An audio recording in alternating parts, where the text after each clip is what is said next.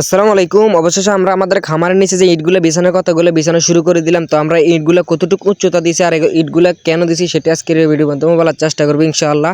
তো এখন আমরা সিমেন্ট বালু নিয়ে আসার পরে পানি দিয়ে এগুলো ভালো করে গুলতে হবে। গুলে আমরা যে সাইডে দিয়ে ইটগুলো এগুলো দিয়ে মানে দেওয়া শুরু করবো আর কি। তো ইটগুলো দেওয়ার একটাই কারণ, সেটা হচ্ছে যে যাতে বৃষ্টি হলে কোনোরকম কোনো পানি ভিতরে প্রবেশ না করতে পারে, সেই জন্য মূলত আমরা ইট দিব। তো এখন নিচে কিছু ময়লা ছিল, এগুলো একটা ন্যাকড়া দিয়ে সুন্দর করে পরিষ্কার করে এখন আমরা ইট বিছানো শুরু করে দিলাম।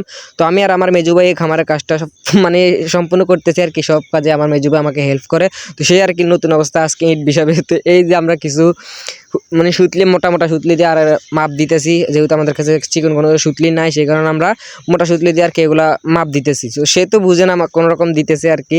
পরবর্তীতে মূলত আমরা সুতা খুলে ফেলছি, সুতা দিয়ে দিলে আর একটা ঝামেলা হয়। তো আমরা বলতেছি আমরা আন্দাজ করে দিয়ে দিব, সে বলতেছে যে আন্দাজ করে দিয়ে দে, যাওয়ার পরে হবে, না হলে আবার আমরা খুলে ফেলবো। তো সে মশলা দেওয়ার স্টাইলটা দেখে আমরা হাসতে হাসতে শেষ, আমি আর আমার আব্বারা হাসতে হাসতে শেষ, যে সে মশলা দেয় কীভাবে, এখান দিয়ে দিলে এখান দিয়ে লটকে যায়, মানে এরকম কোনো রকম আর কি দিতেছে। নতুন অবস্থায় আমরা যা করতেছি আলহামদুলিল্লাহ অনেকটাই ভালো করতেছি। তো কিছুক্ষণ দেওয়ার পর মূলত আমরা তাকে উঠিয়ে দিয়া আমি সুন্দর করে দিতেছি আর কি।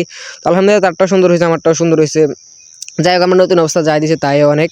এখন আমরা যে সাইড দিয়ে দিতেছি আর কতটুকু উচ্চতা, এটা হচ্ছে যে আমরা প্রথমে 2 ইট করে দিয়েছি, এরপরে মূলত আমরা 1 ইট করে দিয়েছি। কারণ 2 ইট করে যদি আমরা দিয়ে অনেক অনেক পরিমাণ ইট লাগে, এত পরিমাণ ইট আমাদের কাছে নাই, সেই কারণে আমরা খাড়া করায় 1 ইট করে দিতেছি। পরবর্তীতে যদি লাগে আবার আমরা দিতে পারবো পানির ফোঁটা, যদি পানির সিসা যদি ঢুকে এর ফোঁটা পরে দেখা যাবে।